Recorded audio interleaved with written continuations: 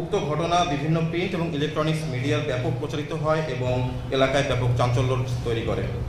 পরবর্তীতে এই হত্যাকাণ্ডের ঘটনায় জড়িত আসামিদেরকে গ্রেপ্তারের জন্য র্যাব 1 CPC 1-এর আভিধানিক দল বিষয়টি আমলে নিয়ে ছায়া তদন্ত শুরু করে এবং আসামিদেরকে গ্রেপ্তারের জন্য গোয়েন্দা নজরদারি বৃদ্ধি করে।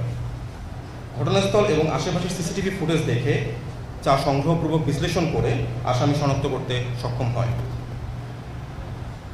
পরবর্তীতে উল্লেখিত ঘটনায় রাহাতের বাবা রবিউল আউয়াল বাদী হয়ে বনানী থানায় একটি হত্যা মামলা দায়ের করেন। এর ধারাবাহিকতায় 15ই আগস্ট 2025 তারিখ র্যাব 1 CPC 1-এর আভিযানিক দল বিশ্বস্ত সোর্স ও তথ্য প্রযুক্তির সহায়তা জানতে পারে যে আসামি মাসুদুর রহমান হামজা বর্তমানে কুমিল্লা জেলার বরুড়া থানা এলাকায় আত্মগোপনে আছেন। তৎক্ষণাৎ বিষয়টি র্যাব 11 কুমিল্লা ক্যাম্পকে অবহিত করা হয়। উক্ত সংবাদের ভিত্তিতে র্যাব 1 উত্তরা, ঢাকা এবং র্যাব 11 কুমিল্লা ক্যাম্পের যৌথ আভিযানিক দল সঙ্গীয় ফোর্স এবং অফিসারের সহায়তায় কুমিল্লা জেলার বরুড়া থানাধীন গামুরুয়া এলাকায় বিশেষ অভিযান পরিচালনা করে এবং আসামি হামজাকে গ্রেপ্তার করতে সক্ষম হয়। গ্রেপ্তারকৃত আসামি হামজাকে প্রাথমিক জিজ্ঞাসাবাদে সে জানায় ঘটনার সাথে জড়িত অন্য আসামি মুন্না তার আশেপাশে অবস্থান করছে। হামজার দেওয়া তথ্যের ভিত্তিতে আসামি মুন্নাকেও কুমিল্লা জেলার বরুড়া থানাধীন গামুরুয়া এলাকা হতে গ্রেপ্তার করা হয়।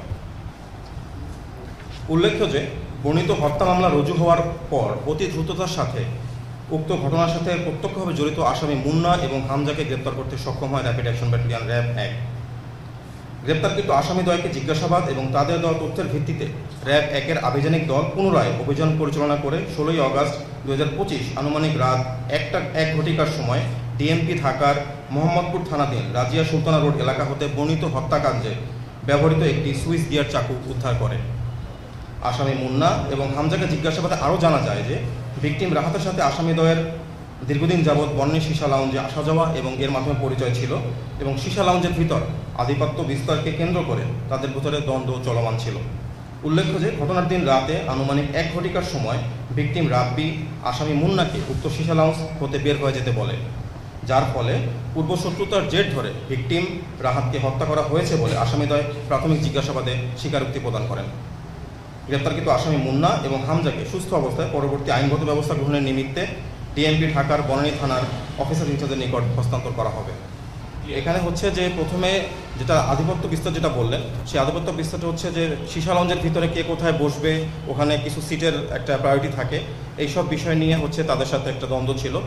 যেটা আমরা জানতে পেরেছি যে রাহাতের সাথে মুন্না এবং হামজার গত 2 মাস আগে পরিচয় হয় এবং মুন্না এবং হামজা হচ্ছে বেসিক্যালি একটু বখাটের ধরনের, তারা বেকার যুবক, তো তারা নিয়মিত সীসা লঞ্চে যেত এবং রাহাতকে তারা বড় ভাই বলে সম্বোধন করতো।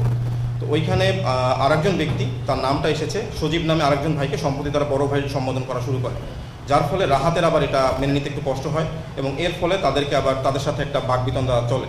তো ঘটনার দিন যেটা হয়েছে তারা সবাই সীসা গ্রহণের জন্য গিয়েছিল, সীসা লাউঞ্জে সীসা গ্রহণের জন্য গিয়েছিল এবং মুন্না এবং হামজার বাসা হচ্ছে মোহাম্মদপুরে, তারা ওখান থেকে এখানে আসতো। তো এরই পরিপ্রেক্ষিতে যখন রাহাতে মুন্না এবং হামজাকে দেখে তখন সে রাত 1টার দিকে তাদেরকে বের হয়ে যেতে বলে। তো তারা বের হয়ে না গিয়ে অন্য কোথাও আত্মগোপন করেছিল ওই সীসা লঞ্চের ভিতরে।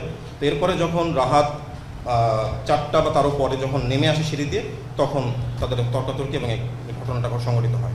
এখন এটা অবৈধ লাউঞ্জগুলো খোলা থাকে কীভাবে, এটা আমাদেরও কোশ্চেন, আমাদেরও একটা প্রশ্ন। এটা নিয়ে র্যাব কাজ করছে যে এইসব এলাকায় আমাদের এওয়ারে যতগুলো অবৈধ লাউঞ্জ আছে আমরা মাদকদ্রব্য নিয়ন্ত্রণ অধিদপ্তরের সাথে কোঅর্ডিনেশন সম্পন্ন করে দেন আমরা ইনশাল্লাহ এইসবের বিরুদ্ধে অভিযানে যাই। সীসা লঞ্চের মালিকানার সাথে সম্পর্ক নেই। সীসা লঞ্চের মালিক যে আমরা জানতে পেরেছি প্রাথমিক তদন্তে ইব্রাহিম খলিল নামে একজন ব্যক্তি, যে কিনা এই হত্যা মামলার একজন আসামি। আমরা তাকেও ধরার জন্য তদন্ত চলমান আছে এবং কার্যক্রম চলমান আছে।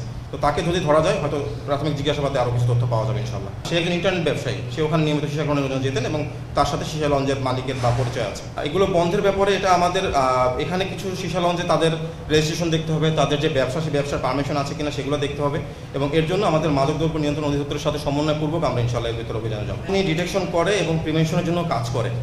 এখন কথা হচ্ছে যে প্রিভেনশন করার পরে সেটা আমাদের যে নিয়মিত যে কার্যক্রম, অভিযানিক কার্যক্রম থাকে, আমাদের মোবাইল কোর্ট চলমান থাকে, টহল কার্যক্রম থাকে, সবই থাকে।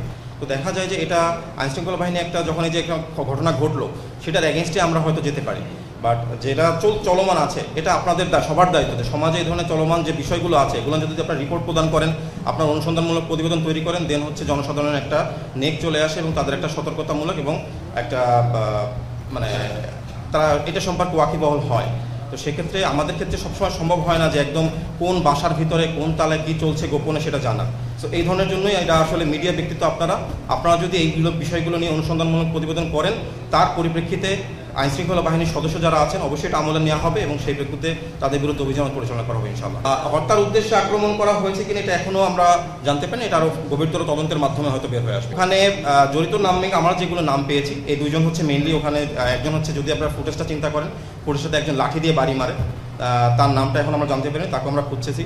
আর একজন হচ্ছে যে স্ট্যাবিং করে দিয়ে মানে আপনার চাকু দিয়ে। সো এ হচ্ছে মেইনলি হচ্ছে মুন্না।